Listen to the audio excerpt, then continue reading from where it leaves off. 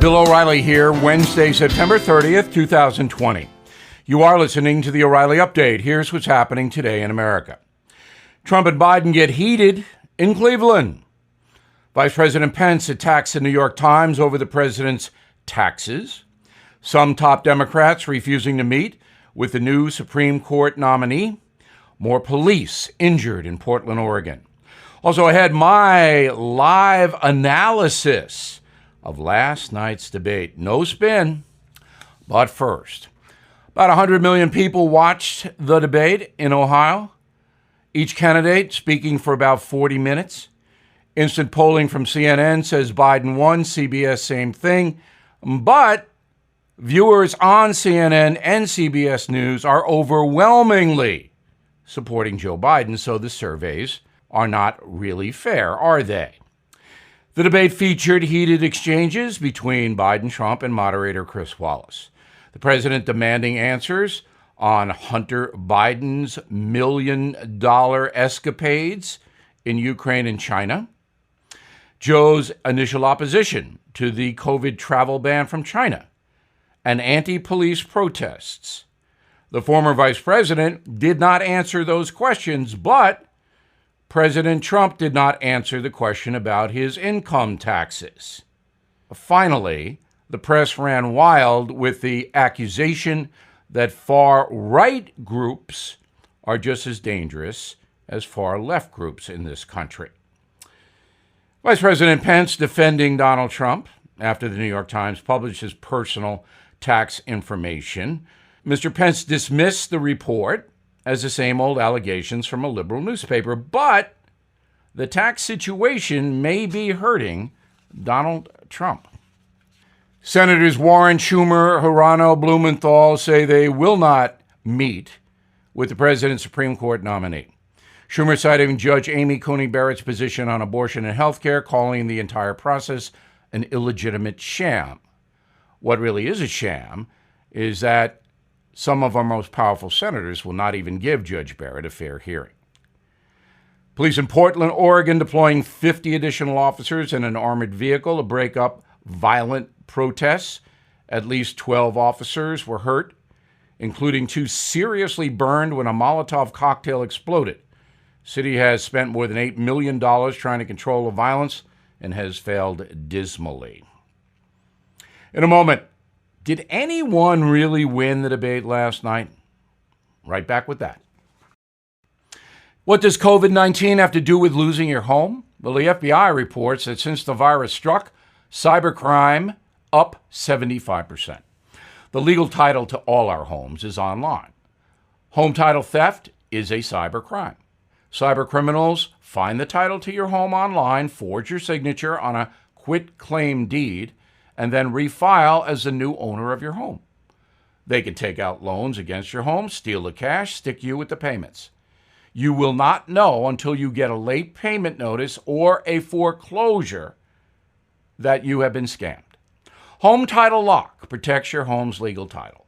Your home is your most valuable asset, your safe haven. Home Title Lock puts a virtual barrier around your home's title. When they detect tampering, they shut it down. So please go to HomeTitleLock.com. Register your address to see if you're already a victim. Use code RADIO for 30 days of protection, free. HomeTitleLock.com. Use code RADIO. Time now for the O'Reilly Update message of the day. Last night, live on BillO'Reilly.com, I analyzed the presidential debate. So I thought it would be instructive to broadcast my initial reaction. Here are some highlights. All right, now as an American, I'm not speaking to you as a pundit right now. I'll get my pundit hat on in a moment. I was disappointed in that debate. I think it was a wasted opportunity, a large part of it anyway. I know what's going to happen. The Biden people are going to say Biden won. The Trump people are going to say Trump won. They're going to be snarky. They're going to be disrespectful. This is the country in which we live. But there were some important and interesting things that took place, and I will point them out. First of all, Joe Biden was cogent. He stumbled a little bit here and there. Many of the things he said were rehearsed. Donald Trump, not so much. He had a few themes he wanted to get across, but Biden had blocks of statements rehearsed. Now, Mr. Trump should have tried to throw him off his game, but again, Donald Trump is not a master guy at the back and forth. The problem was Chris Wallace, all right, and that became a problem that got worse throughout the debate. And here's what happened. Mr. Wallace is a smart man. I don't believe he favored one candidate over the other, but his questions were far too windy, too long, and he didn't have facts at his disposal. For example, to stop Joe Biden from saying, no, my son Hunter didn't do anything wrong in his Ukraine and China dealings. That's simply false. And to allow something like that to go uninterrupted is not doing anybody a service. And Chris Wallace should have had the stats there to say, wait a minute, Mr. Vice President, you want to clarify this. Because it's not about Hunter Biden, it's about Vice President Biden. That he allowed this situation in which his son enriched himself at the expense of the United States government to happen. Chris Wallace didn't want to get into that. I don't know why. He didn't cite any facts at all. I don't know why. And he kept falling back upon general questioning. Donald Trump's big mistake was debating Chris Wallace, and the president said it himself. I'm debating you. Why? Now, Wallace had a hard job because he had to keep Trump from interrupting Biden. And the president did interrupt far too much. All right, he should not have done it. Now, the first 7 minutes, Donald Trump owned it. All right, he was stronger. He was calm. He presented the facts pretty well on the Amy Coney Barrett situation, which was the lead. Now, Judge Barrett disappeared real fast because Biden didn't want to talk about it. And Wallace, again, didn't press Biden, which he should have. To hear and see my full analysis, please go to BillO'Reilly.com, where we deliver every day honest, smart analysis without deceit and ideology. So if you want the real story, BillO'Reilly.com has it. In a moment, something you might not know.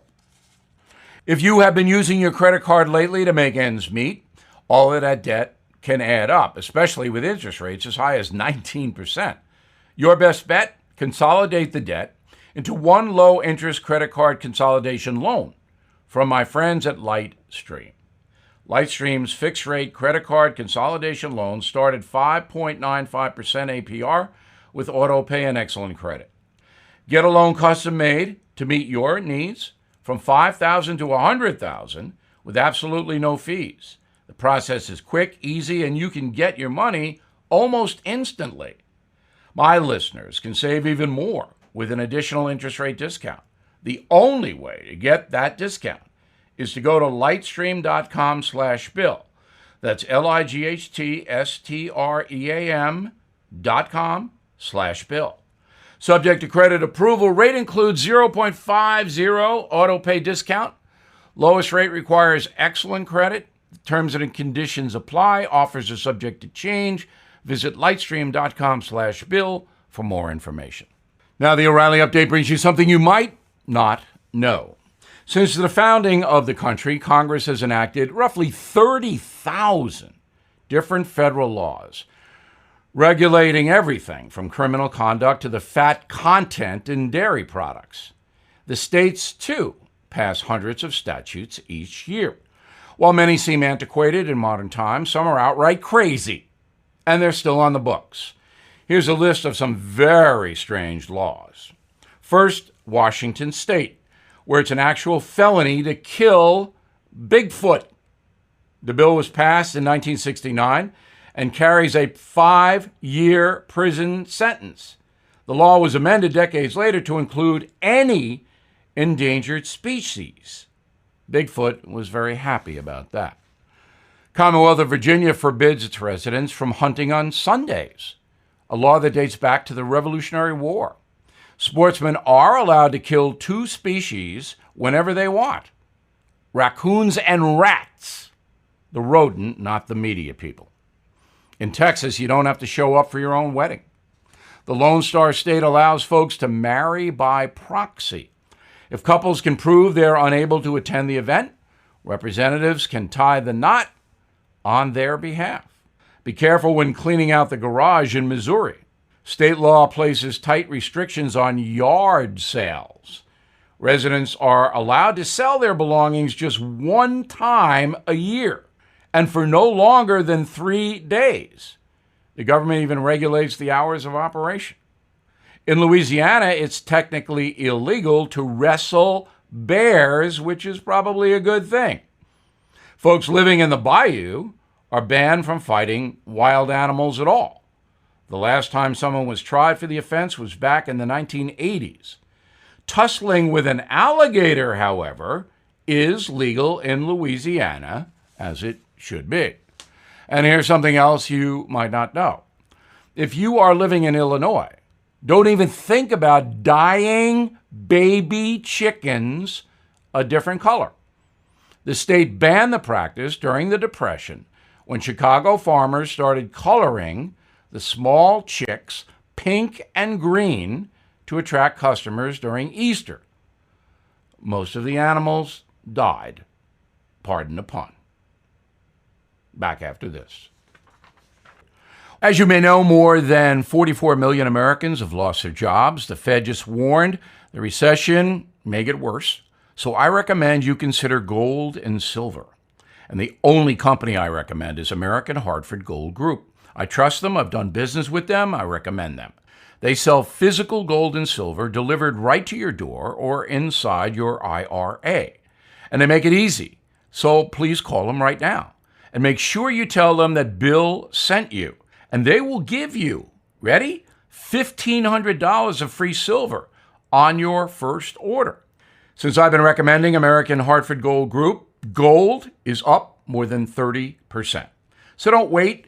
Call 877-444-GOLD, 877-444-GOLD, or text GOLD to 65532. Again, that's 877-444-GOLD, or text GOLD to 65532.